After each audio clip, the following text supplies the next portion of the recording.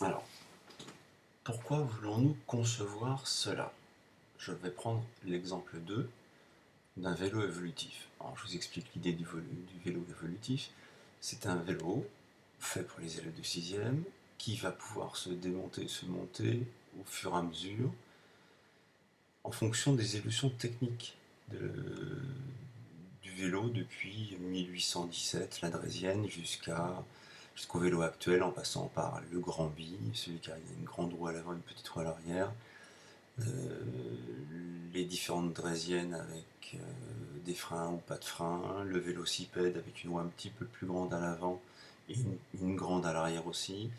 Et donc ce vélo était vraiment un vélo typiquement fait pour découvrir l'évolution et les innovations techniques tout au long de la conception et de l'évolution du vélo.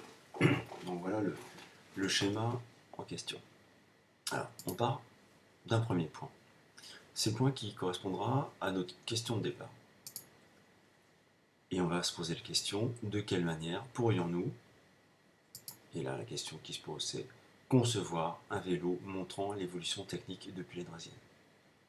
Donc on pose les jalons de notre questionnement à partir de ce point-là. Ensuite, quand on a positionné cette question-là, on va se poser la question pourquoi. Pourquoi est-ce qu'on va chercher à concevoir un vélo montrant l'évolution technique depuis la Draisienne? Donc toute la partie du dessus, ce sera les réponses aux questions pourquoi. Donc pourquoi devrions-nous concevoir un vélo montrant l'évolution technique depuis la Draisienne?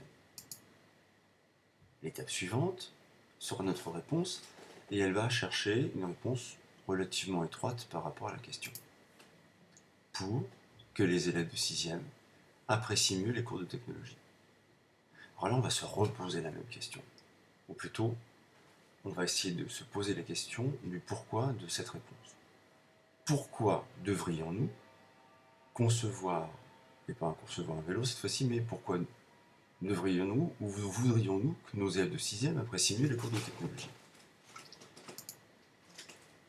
Pourquoi devrions-nous faire apprécier les cours de technologie aux élèves de 6e?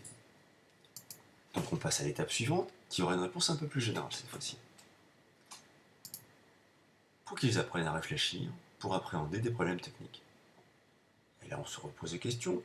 Pourquoi veut-on qu'ils apprennent à réfléchir pour appréhender des problèmes techniques? Et là, on va replacer un niveau supérieur dans la généralité des réponses ou de la réponse. Et ça va nous donner pour en faire des citoyens plus ouverts aux sciences par l'apprentissage et la voie ludique. Mais pourquoi devrions-nous en faire des citoyens plus ouverts aux sciences?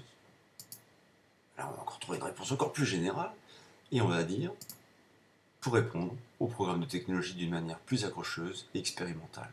Et j'aurais pu rajouter pour inciter les enfants à faire des études scientifiques, car le pays en a besoin. Quand on a établi tous ces niveaux, et on peut aller plus loin encore dans les généralités, on peut aller jusqu'à 7, 8, 9 bulles, on va, à partir de là, revenir sur le point de départ, ici, et descendre, mais pas cette fois-ci en se posant la question pourquoi, mais en se posant la question comment. Donc là, c'est toujours général, donc on élargit la réponse. Donc la réponse est de plus en plus générale, ou les réponses sont de plus en plus générales. Par contre, là, on va descendre, et on va se poser la question comment. Et cette fois-ci, la question, on va chercher une réponse de plus en plus précise. Donc on repart de la question d'origine, comment concevoir un vélo montrant l'évolution technique de la Draisienne? Et la réponse sera en montrant par des tests et des démonstrations les différentes solutions. C'est une réponse, c'est celle que moi j'ai trouvée, mais on peut en trouver d'autres. Et là on va se reposer la question. Comment allons-nous montrer par des tests et des démonstrations les différentes évolutions et innovations du vélo? Ça c'est la question qu'on se pose. Et la réponse, en concevant un prototype de vélo techniquement évolutif sur lequel les élèves pourraient monter pour le tester vraiment et pouvoir analyser l'avantage de l'innovation conçue. Et là, cette fois-ci, on va vers des réponses de plus en plus précises. Et j'en ai mis 2, mais on peut en mettre 3, 4, 5. Donc c'est ce que je vais vous demander à présent de réaliser à partir de la feuille que je vous ai transmise pour notre cuillère à fabriquer des boules de glace.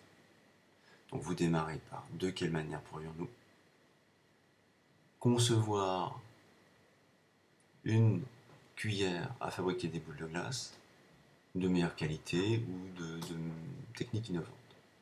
Ça, c'est la question que vous allez vous poser. Et je veux que vous réalisiez chacune des étapes sur le nombre de bulles ou de carrés que j'ai réalisés sur la feuille. Bon courage.